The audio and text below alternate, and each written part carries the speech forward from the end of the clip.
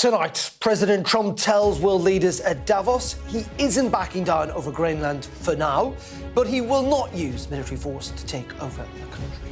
So Kier Starmer stands up to Trump, saying he will not yield to pressure from the president over Greenland, despite Trump's tariff threats.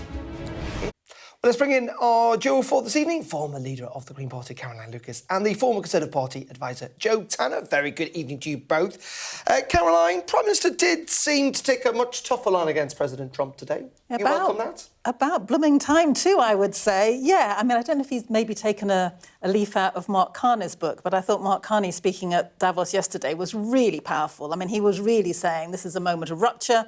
It's not transition.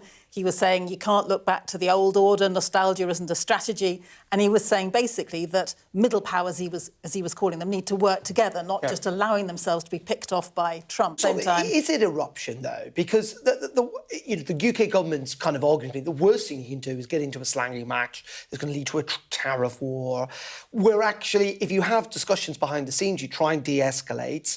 I mean, Trump does move positions quite a lot of stuff. He says he's going to do something and then he rows back. If you went in all guns blazing, you could cause enormous damage.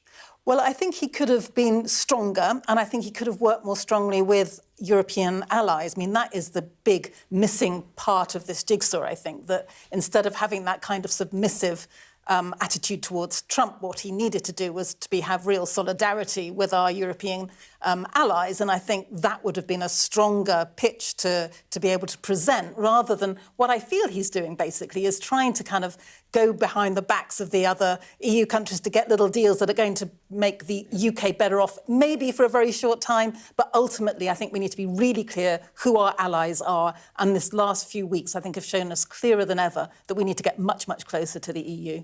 Joe? I mean, I disagree a bit in that I just think the PM's in a really difficult position. I think we have to recognise that. I think it was incredibly unfortunate that things started to escalate over the weekend. I think we have to recognise the practicalities of that. I thought Number 10's actual media management of Monday morning was very annoying for the journalists that thought they were, first of all, following Rachel Reeves into the city for an event and then were sort of being brought to a Kier Starmer event. But actually, one of the challenges is having ministers off doing media rounds and they're not all coherent about the line. You can imagine that there would have been a series of conversations happening on Sunday and into Monday. And almost, you know, do you sort of wake up wondering, is this just a fit that he's having, a particular, you know, is he angry about something? Is it going to calm down? There's a lot of back-channel conversations. How serious is this?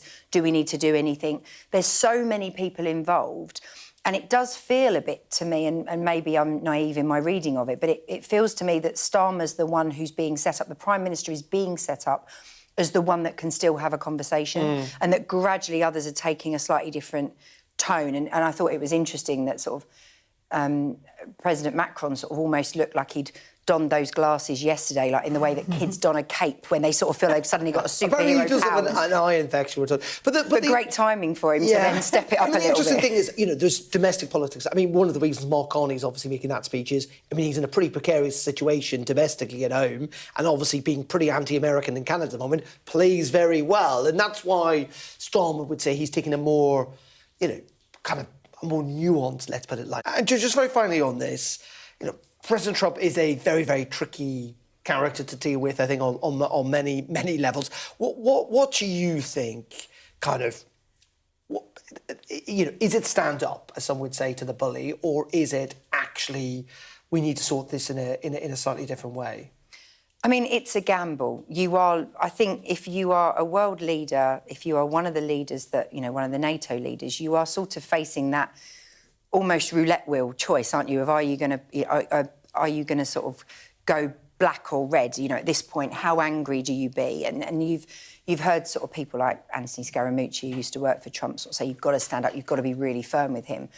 But I think what's interesting is when you look at the language, he's already started to say today about I won't use force, which is definitely a bit of movement. And I think with all these things, you're looking for slight movements, slight chinks. And the problem is the harder you go too quickly, do you then end up in a position where you've just got into a war of words and you can't talk at all? We've run out of time on the slide on this, but that's always the argument of Trump. He starts with big demands and big bluster and actually gradually works over. But he could go back the other way. Well, He's gone back to tariffs again already, hasn't he? It could. For the moment, Jo Caroline, thank you very much indeed. Ian Moxstone, now on that breaking news, I've just stated, which is that Donald Trump is not going, apparently, to impose these tariffs now from the 1st of February. Caroline and Jo are still with us. Well, I mean, should we just start the programme again? Yeah, good way. We just start the programme again, and that probably makes more sense. What do you make of that? I mean, I'm fairly speechless. I mean, what will he be saying tomorrow morning? Well, I that's don't know. the other thing. I don't know. It's quite. But he'll dress it up. He'll do his thing where he'll say, "I didn't want this, but actually what we've done, and isn't it great, because I threatened tariffs, now I've got the deal I want." It's all about, have I managed to move everybody? Even if everyone was going to move anyway, he wants to be seen as the one that made them move. And I think that's the big thing that he sort of wants to be able to tick off. But there's so little movement that was actually required for this, wasn't there? But it's all production, isn't it? It's coming back to our kind of original discussion, though, Caroline, isn't this kind of Kier Starmer's right? I mean, Zach Polanski's come out this week, completely torn into Donald Trump, completely torn into, US bases and whether we should keep Trident and stuff. That would then provoke Donald Trump potentially go down a path that he didn't want to do, whereas actually sitting back, being maybe a little bit firm at times, but actually having negotiations behind the scene is much more sensible, more growing up. You can look as if you're having that conclusion tonight, Wednesday night. Let's see what happens tomorrow. Let's see what happens next week. I mean, the point is, this is a person who is totally unpredictable, erratic, selfish, we know what he's like. And so the idea that we're going to peg our security 100% on his latest whims, I think is a deeply reckless thing to do. And so to that extent, I think Zach is exactly right. Let's talk about where our values lie, which, again, I come back to that speech from Mark Carney. That's what that speech was all about.